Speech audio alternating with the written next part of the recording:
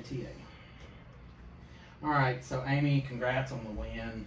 You guys are making an incredible run here. You have such a powerhouse program. What's got you to this point today? Well, a lot of different things. It's been a tough year, a challenging year for a lot of people. And we don't take it for granted that we're here and that some other programs aren't here. So I think, the tightness of our team, we're very close-knit family. We really believe in what we're doing. And we're all on board, and that I think is what has carried us through. We met regularly on Zoom through the pandemic, and then when we were finally allowed by our institution to start practicing, it was like, the floodgates were open with joy, and just, we took advantage of every moment, and I think that's really what's carried us to this point. This year having a thinner schedule, just given, no Sure. indoors, no UAAs, and just not a lot of the same travel as normal. Seems like this was the first match, as far as the D3 match is concerned, that you were really battle tested. So how important was getting at least a 2-1 lead going to singles?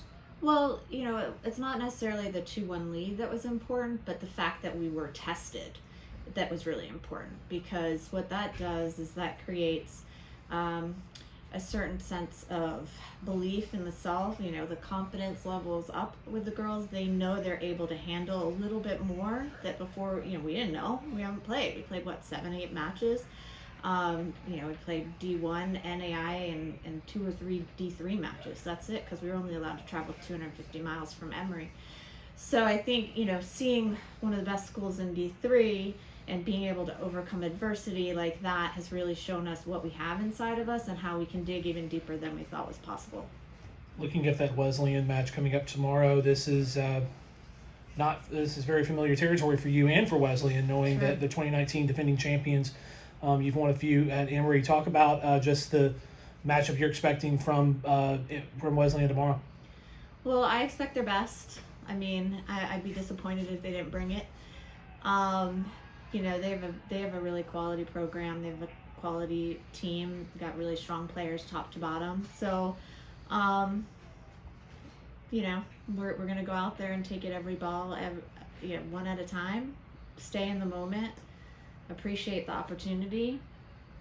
Gratitude's really like our theme of the season, and that's what we'll be saying at the end of the day. Win, lose, whatever, it doesn't matter. Like, we're happy to be here. We want to win. We're going to do everything possible to make that happen, and we want the best out of Wesleyan. Could you talk a little bit about how it is to have Bridget Harding here? She's a volunteer, I think, assistant. Yeah. And she's been through these situations multiple times as a player. So how important is she for the current squad? Very important. Yeah, she's I don't know if you've ever talked to Bridget, but she's got great energy. She's a fighter. She was one of the best players in D3 during her time, and she's hilarious. So she lightens the mood, which is awesome. I mean, I also have to give a shout out to Bora, who's been with me for 7 years now.